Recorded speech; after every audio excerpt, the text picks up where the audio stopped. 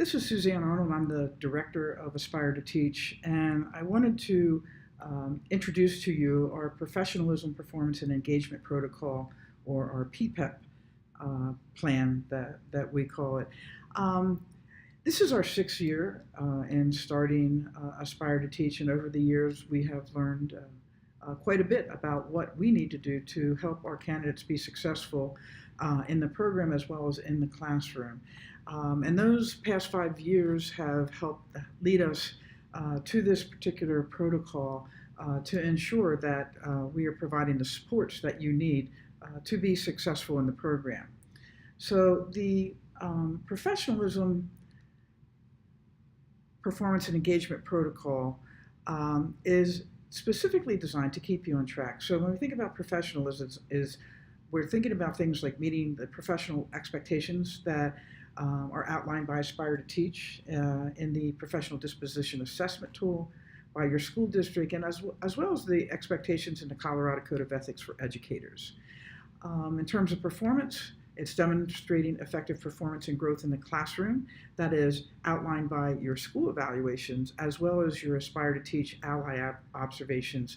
And for our program, we use the Teacher Quality Standards rubric tool, which is something that many of your school districts use as well for their evaluations.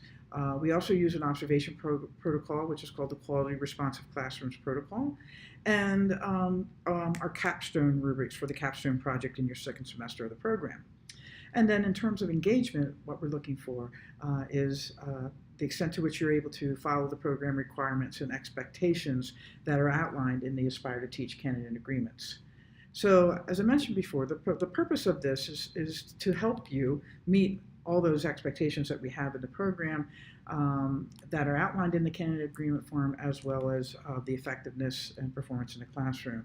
So the protocol was created to help get you back on track if you are falling behind or need some additional supports, and get you back in good standing with the program expectations. And as you already know, there are 4 aspects of the program. We have the Aspire coursework, which consists of the modules and video coaching portion, the one-on-one check-in that you have with your ally, and professional learning community participation. And finally, it's maintaining a professional disposition, not only in the Aspire to Teach program, but also in your school and your work with students. Some examples of not meeting the program expectations, and this is not an all-encompassing list, but there's some of the things that we've found over the past 5 years that some of our candidates have some struggles with. And we recognize that what you're trying to do is you're juggling a full-time job. For many of you, it's the first time you've ever taught while you're in a program learning how to teach, as well as balancing your family and other life responsibilities. So it does get to be a bit overwhelming for you. Some things that we need to make sure that we, in order to be successful, we need you to follow through with the program as we have it outlined. So not meeting expectations would be missing one-on-one check-ins that you have with your ally, or not scheduling one. Missing PowerSchool due dates, so that's the online curriculum, and not hitting those due date marks. Communicating in an unprofessional manner, whether that's via email or in person or on the phone.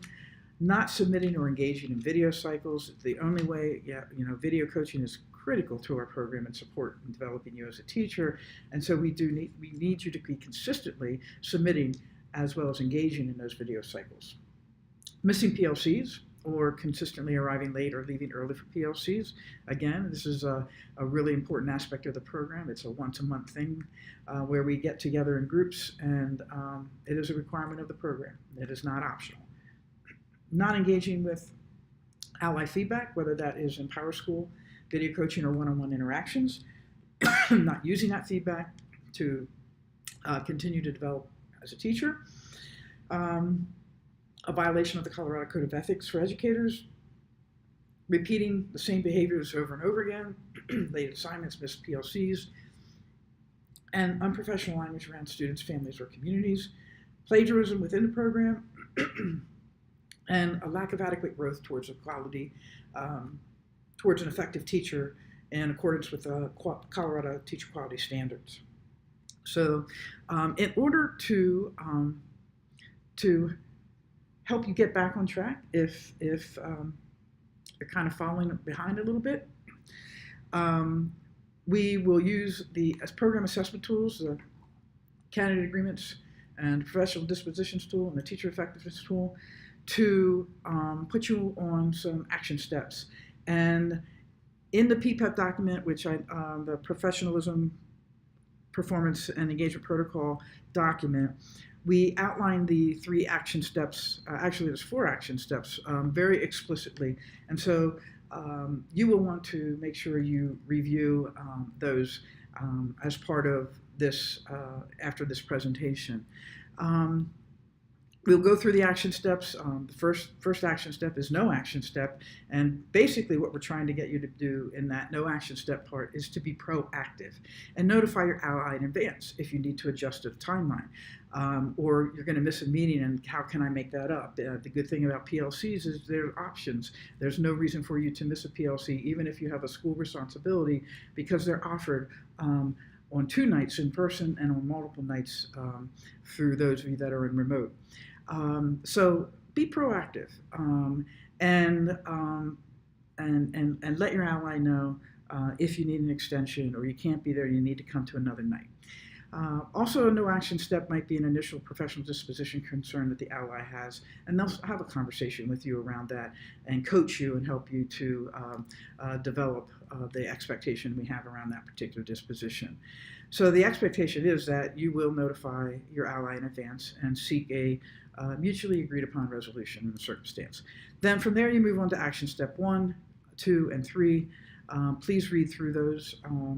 Once we get to action step 1, we have a formal process of documentation so that we are ensuring that you are aware of the adjustments and the expectations that we need from you to get you back on track.